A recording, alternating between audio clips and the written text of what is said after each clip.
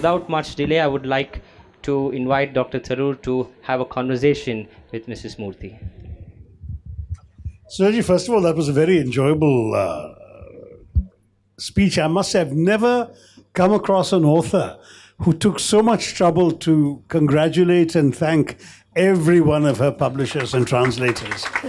Again, you can see the decency, humanity, and heart in this writer, and I think they'll all consider themselves very fortunate that that they're part of your journey. Okay. I have only one complaint with what you said. Tell me. You know that Saraswati is also the goddess of dictionaries. What have you got against dictionaries? No. That is true. I know one of your uncle or somebody was the person connected to the Reader's Digest. He founded the Reader's Digest in I India. remember, naturally, that's the reason you are asking me that. Well, there is nothing wrong in dictionary. If my brother would have been here, he would have said, that's really true because he by-hearted entire English dictionary. I've read that. In this book, there is a Yeah. section where one of you learns the Malayalam dictionary, the Kannada dictionary, and the other I learns by-hearted English. entire Kannada, he did English. So, when I write, actually I realized one thing.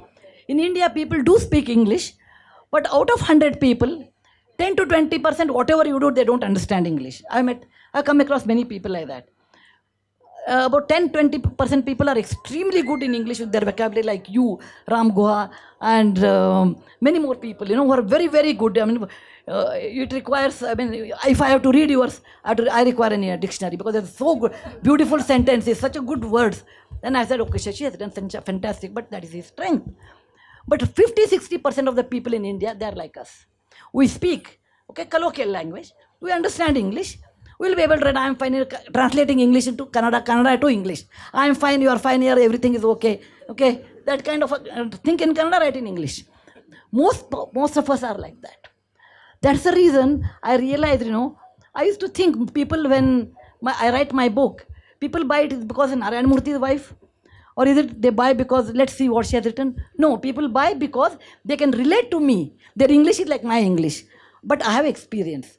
So that's what made me, I should write in such a way that they should feel comfortable without dictionary. Because when they're reading, cooking, they're reading next to that. They can't go and bring the dictionary. So let them read, continue. That's the only reason. I was very, very moved by that lovely story about your father being called in the middle of the night to go to it's a true story. attend to a young teenage girl having a child out of wedlock. And the amazing things about your stories are that, unfortunately, in real life, very often, your father would never have come across that girl again. But in your story, he does. Years later, he's somewhere else in a different town, and this girl comes and says, you must come to this village, which happens to be 40 kilometers away. If I were him, I probably would not have the time to go 40 kilometers. But he manages to go, and he sees again this same girl. And the lovely ending of the story is that this girl, whose life essentially he saved, gave her meaning, gave her purpose, and gave her money to get started in life. This girl has then set up a clinic in his name, and he didn't even diagnostic. know. That was such a wonderful story. Now, it sort of prompted many emotions. But one of the things that struck me is it's remarkable the way in which so many of these stories seem crafted almost like a fictional work. I'm not accusing you of making them up because knowing you, I don't think you would mislead the reader. So these are all true stories. But somehow you meet somebody who, let's say, is lazy in college and not interested in studying. And somehow you manage decades later to come across the same chap. And then the story has a moral and a purpose. So the same with your father and the young girl. The same with the poor old man you took in and helped, and then, of course, his son showing up, etc. I mean, the stories are very, very interestingly crafted in ways that have a beginning and an end. But in your life, surely there must be a number of stories whose ending hasn't yet happened to you? Yeah, actually, these are the real stories. Somebody has said, oh, your movie stories are like movie stories, happy ending. I said, no, out of 100, maybe 10 or 20 are happy ending, 80 are not. But are there any where the ending hasn't come yet? There must be many. There are many. Actually, I realized so much, in 22 years, I'm working with Foundation. Since 22 years, I've changed a lot, actually. For me, 22 years back, India means software, Bollywood, okay, export, GDP and all. Today, my India means my children. My children means not Rohan Murthy. My children means children of my country are my children. Because I don't have any duty towards Rohan, but I have a duty towards the children of India. And if they can get 2 meals a day, 3 sets of clothes, I will be extremely lucky. I feel I'm in that state. And it's not true. It's really not true. Let anybody talk anything. I know the ground reality. So I have picked up those stories with a happy ending because I want a positive ray of hope in the next generation. Then they, oh, India like this. Always I've seen people, oh, India like, look at America, India like, look at UK. You can always talk negative about our country. Look at our history. That's the reason I respect you. You know the history very well. If you don't know the history of the country, you do not know the people of that country. History and the nature or the culture of the country are connected. So I want a ray of hope to my next generation, saying that, look, India is doing well. India is going to do well. It is not a computer. You press a button, the button dabao, you will get a result. It is a human being you are interacting. They are complex. I have seen rich people lying for small things. Actually, I should write a book. You know, big people with a small mind. Okay. So I have come across so many people in different ways, but I want to give the ray of hope. And that's the reason I've chosen only those 20% stories where you have a happy ending. And they're all true stories. They're great stories. The other thing that struck me was there's a story about her grandmother, which ends with somebody blessing her, may you be the mother of 100 children. In fact, there's a title of a book that Penguin published some years ago, may you be the brother of 100 sons. Yeah. But the meaning here is very interesting because what Sudhaji goes on to add is, irrespective of how many you give birth to yourself. So motherhood is more than the act of giving birth. It is actually the act of sustenance and nourishment of the child, of the act of creation in a sense. Do you as a writer feel that in many ways you're a mother of perhaps hundreds of thousands of children whose minds have been in some ways infused with your creative spark, your nurturing ideas? The Penguin book was not may you be the mother of 100 children, it was may you be 100 sons. 100 sons. And it was done by the English American guy, Elizabeth Dumas. She came to India and saw that I read that book, and that made me to write may you be the mother of 100 sons. I really feel I don't pretend. That's one thing.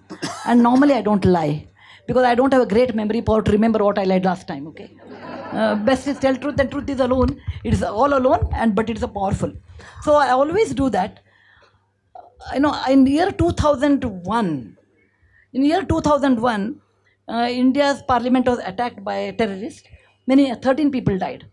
That time Rohan was in Cornell. And it was his birthday, so I sent him happy birthday, like any other mother will send. May God bless you, all those things. He wrote a reply, which he may not remember. He wrote a single reply. Every mother works for her child. And my mother works for other children so that we can all live in a democratic India. And that was actually shocking to me to understand that helping other children, my son told me that I work for other children. Until that I was not even aware. So I consider it my duty to help those people who are below the poverty line without any thinking of any award, reward, recognition. No, because I have enough. Even though it is not there, it is ultimately the people actually. I feel that is very important to me, help. Whether they should remember me or not, I don't worry. Whether I really change or not, I do not know, but I make an effort. But I know one thing, one of my article, how I taught my grandmother, was a part of the CBSE syllabus. And people who have read, all these kids, whenever I meet in any airport, they say, oh, I have read your that one. And it was very nice. That time I feel nice and I feel pen is mightier than sword. 100 lectures you can give, but a good act is much more powerful than any other lecture. I feel that. Absolutely. And in fact, one of the stories that stuck in my mind also, I should mention that because these stories are all true, they're bound to provoke a certain curiosity in the reader about the individual. We don't know, unfortunately, when these incidents occurred. In some cases, it's clear it's fairly recent when you're in the foundation and so on. Many other cases, it's very much the distant past, and other times it's not at all clear when it happened. But for example, there's a story about this very, very poor young boy whom she helps. by giving him money that is adjusted to the fees and the hostel and board of his college. And to her surprise, one day, this boy sends back 300 rupees, saying that my hostel was on strike, so I didn't actually spend all this money, so I don't feel I should. And she mentions that honesty and that kind of integrity has nothing to do with your education, your class, your social position, whatever. It comes very, very deep inside the human being. And I would love to know when this happened. What has the boy done with his life thereafter? I would love to know what he's gone on to become, because such a person must be priceless in our society. His name is Hanumantappa, and he's from Ballari. And this incident happened in 2001. And I wrote, when TJS George asked me, send one sample of your writing within 1,000 words. I calculated many times. I counted the words at that time without using the, our computers. So this is my first story I wrote and gave it to Indian Express. I thought he may not publish, but it published. Hanumantappa did his teacher's training program. I told him, beta, you come. Because you're such a person, I want to hold you. Come and work with me in foundation. I require someone like you. He said no. Then Mamta is here. Mamta knows that story. Mamta was my ex-secretary. So me and Mamta, we called him. Krishna Murthy is there. Because they are the witness for this. It is not that I'm making the story. The witnesses are here. We called that fellow. You tell them very well, so you don't need to make them up. We called that fellow and he did not agree. He said, I want to, he was too much idealist. He said, I want to be a teacher and change the generation. I want to be in a village. And I told him, okay, you want to teach, then you do BA, BEd, you do MEd, you do. Whatever you want to do, I will give money for your education. Whatever you do. But don't stop in this TCH or something, teacher's training program or something. But he did not listen. He has become a school teacher. He's in near Ballari, some one village he's teaching, even today. But a priceless diamond. It slipped out of my hand. I would have kept me in foundation course, put him in really in one of the best projects. But I have Abhay, whom I caught hold of him, and he's with me. He's another extremely honest. Abhay, are you here? Abhay will not even raise his hand. Abhay is one of the priceless gems. Abhay, you are here. Abhay, you raise your hand. Everybody wants to see you. Come here. Abhay is one of the priceless diamond Kohinoor, not from London, but from India. Okay. Abhay is a Kohinoor. Abhay came to me and told me, ma'am, I want to do social work. Nirmala, are you here? Abhay and Nirmala. And Abhay came to me and said, ma'am, I want to do social work with you and I will leave my job. I said, Abhay, you leave your job, your parents will scold me. Okay, you are a bread earner of the family. He said, no, it doesn't matter. And after 5 years, he comes and tells me, I want to work with you. Then I said, okay, let me teach him a lesson. I said, Abhay, I will put you to Devdasi work. It's very hard work actually. People have called me and him said, break your knees and we will break your knee and all those things. We get regular threatening we used to get. So Abhay, I said, I'll put you in Raichur, 42-degree temperature. Abhay did not know a single word of Kannada. He is from Delhi. And I said, okay, Abhay, you go there, work for 6 months. Mamta was there at that time. Mamta and Krishna Murthy were there. And here is Abhay. It is not imagination, okay?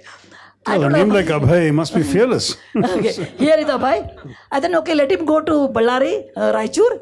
In that temperature, he will come back. Then, he doesn't know Kannada. He can't eat roti, jawar roti. He will come back. And I told him, you work there 6 months and you come back and I will try you. He comes after 8 months. And it shows me in broken Kannada. I liked this job a lot and I'm continuing with that.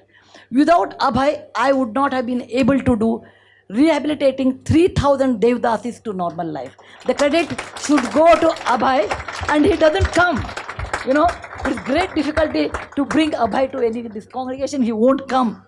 Okay, he feels very shy. He said, you talk about me, I won't come. But people should understand there exists Abhay in flesh and blood, like how Einstein told about Gandhi, who dedicated his entire life just because he wants to improve those unfortunate women, and he still stays there. And every time I have a big fight with Abhay, I want to buy him a car. He says no. And I said, okay, I'll buy you a new scooter, which is 22 years old. He says no. And Abhay is extremely headstrong in this. Then he's the only person who has reduced his salary from 10,000 to 8,000. In 22 years, he gets 8,000 rupees. And here is Abhay, and he is better than a Kohinoor, I consider him, in my work. The credit should go to him. how do we clone such people? How do we get more of them across? And he found out equally passionate, equally good, another Kohinoor, his wife Nirmala. Okay, now they should tell how to clone, they should answer that. But there are rare, but we have such people. Here is Trilochan Shastri, where are you? Raise your hand. Where are you, Trilochan? You have to, I think he will not raise. Yelidhar Trilochan, he is another diamond who is very good like this, you know. He goes to village. Trilochan, PhD from MIT. Oh, no, where is Trilochan? I saw him somewhere, missing here. Yeah, he is a fantastic another person like that, you know. Who, they don't care about their life. Rabbi doesn't care his life. I said, Rabbi, somebody will break your knee. He said, doesn't matter.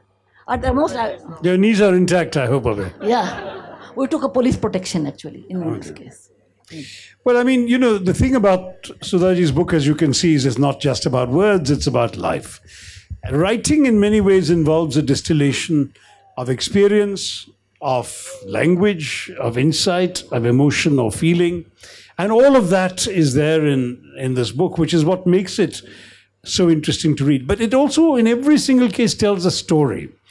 You know, there's a bit of an affectation today among some modern writers who feel that the writing is an end in itself, that the obligation to impress the reader somehow seems to outweigh the old impetus of telling the reader a story.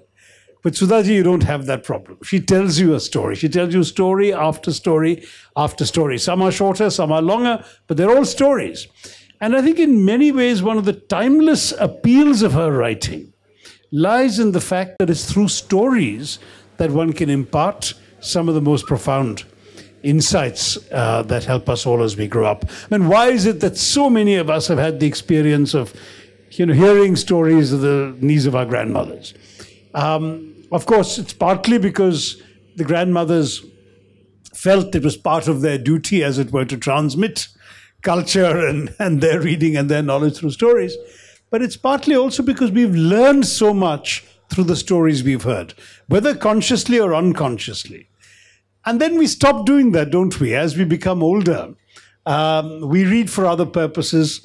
We read technical books, which you've also written, I understand. I'm quite impressed.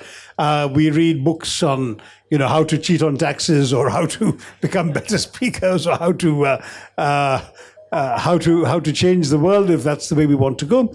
But we by and large don't read for the kind of pleasure that comes from hearing a good story told and learning what we can by filtering her story, her experience, her ideas through our own minds. And I think that's one of the wonderful things that's been lost in many, many modern books. And with Sudha Murthy's writing, it's very clear. It's not only not lost, it's there, and this book is a very good introduction to it. I think we probably should wrap up this conversation, let the audience come in with questions to you as well. Mm-hmm. But I'll end with one last thing. Did you feel that you were writing because you wanted to write, or did you feel that you were writing because you wanted to impart something, that you wanted to teach something, or you wanted to say something that you felt morally urgent that others should hear? In other words, was there a mission to your writing, or was it writing simply because you couldn't help yourself, which is the case with me, and I tried to give it a bit of a purpose and a bit of a gyan, exactly. But in very many ways, I think it is a fair question to ask you, because your writing does accomplish that, but was it central to your purpose in writing? Actually, initially, when I go on a tour, I will encounter all these experiences, episodes, come back and tell at home. One is, I'm a talkative person and extrovert, and you know, my husband is an introvert, he won't listen. Or he will only listen, he won't talk. And that's the reason opposite poles attract each other. And whom I should tell my stories? I tell my sister, Sunanda, where are you? Raise your hand, please. Sunanda. Sunanda is my sister, older sister, she's a doctor. And I will invariably, poor one, she has to listen to all my stories. When I come back, it happened A to B to B to C, you know, it will go on. One day she told me, you only tell all these stories, and why can't you make it, write it in a way so that there may be many people like me, they can understand. And I was also a computer science teacher in a college. I taught many years. My student Madhvi, there, raise your hand, Madhvi. Madhvi beta, she was my student. All my students, I taught computer science fairly well. And after they were my students, 25 years back, they were my students. So I asked Madhavi, 30 years, 29 years, they know. Me used to miss the class, so they know. Okay. No, I used to have a lot of Miss the problems. days, but count the years. No, they used to attend my class and miss the next mathematics class. So that mathematics teacher used to get upset with me that you purposely do your computer science students not to attend mathematics class and all. Such problems we used to have a lot actually. I asked Madhavi one day, "Beta, I have taught you many things. They have become like my children, you know." I asked Madhavi, "I taught you many things. Which one you remember?" She says, "I don't remember what you taught now, but I remember all your stories." Okay, every class will have 1 hour. 45 minutes I will teach computer science. Remaining 15 minutes I will tell one story. All these girls remember only stories, but not the computer science. But that's human beings. We all are like that. So, listen also, you won't get marks now, even though The you lectures, you only need short-term memory, right? The lectures are you only have to remember until the exam. The stories you have to remember in life. So, when Sunanda told me, you go on telling me every day a new story, and why can't you write? First I thought maybe I should share. But when I started writing, it was not for that. I realized, no, it's within me. I'm sure as a writer, you understand. It is like, I cannot hold it. As a woman, like, after 9 months, you have to deliver. Okay? Like a writer, I have to write. Otherwise, I cannot keep quiet. George Bernard Shaw said, I write for the same reason that a cow gives milk. And it's actually very tricky. It's inside you, it's got to come out. And if it doesn't come out, you'll really be in pain. Like the cow would be if she's not milked. I started feeling uncomfortable. If I know the episode, I'll come and tell her, the only listener. And then I started feeling uncomfortable within me. No, I should pen it down. And once I started writing it, then, in my case, I will tell you, I don't know what's your case. It comes like a frame to me. It is like a picture, a movie frame. The frame comes to me. I see the character, they talk, what they wear, what they eat, everything I can see. And I just go on describing. I'm not writing. You have a very good visual eye, though. I must say, your descriptions are very interesting. Because I see the frame. I see the frame. There's a lady, 9-yard sari, not here. They have the Chandra, have a flower, everything I see. I just go on describing that. And that comes out, and then I feel relieved. And then I said, it started with the purpose of sharing, but ultimately it became my joy. And maybe my pain, my expression of my emotion, it may be joy, it may be pain, it may be a sadness, it may be, disturbance or anything. It came only in the form of writing, and I became inseparable from that. Anything you want to ask me, I have to pen it down. It has become like this. I'm sure as a writer you understand that. Totally, absolutely fascinating. And the day you finish, I think Mamta was there. I told Mamta today I want, in 2004, it was 4th April 2004. I told Mamta today I want half a day leave and I go because I'm very friendly with my secretaries, okay? And Mamta said, why ma'am? I said, in my mind, I finished my novel. Mrudula, she's going back to her village and I'm tired, I want to sleep. Because Mrudula lived in my memory, in my mind for 15 long years. And it took 45 days for me to write House of Cards, which got many awards. But the day Mrudula said, I will go back, and I felt my duty is over, and Mrudula went away from my mind. I was so exhausted. I said, I want to sleep. I can't sit in my office. In my mind, I did that. I'm sure you will do, when you take a novel, you take anything, they are like your daughters and sons, particularly with a novel. And when you have to say goodbye, you have to say goodbye to them. And when they go, and you relax. It reminds me of a famous Kalidasa shloka, Kavyeshu natakam brahmam tatrapacha shakuntalam. He said, Kavya is better than, the drama is better than a Kavya. And of all the drama, the best is Abhijnana Shakuntala. In Abhijnana Shakuntala, the fourth act is the greatest. And the 4 shlokas are the best in the world. In that, it says, though it's 2,500 years, 1,700 years back it was written, it says, a daughter is the deposit of others. 1,700 years back, okay? When her partner comes and asks her hand, it's hard for a father to give away, but she has to go. Oh, my daughter, please go. And he says, then you say, Shatamanam bhavati, Shatayush bhavati. He says that. When I say goodbye to my characters, I feel the same way. I'm sending them to their destination, and I'm retired now. Yeah. And that is my way of writing. That seems a perfect note on which to wrap up our conversation. Thank you, Shashi. Thank you. A wonderful conversation. Otherwise, people go on talking. So many people talk so many things I don't even understand. And once I went to the session and they were talking great things about a lady. I clapped. They clapped. I clapped, and my sister told me, "Are you fool? They were talking about you." I said, "They were talking about somebody else." I thought, because I don't have any of those characters what they are talking. So I realized that somebody who can understand a writer's mind should be another writer, and that's the reason it's always a joy to talk to a fellow writer and a great writer better than me. Thank you very much, Shashi. Thank you.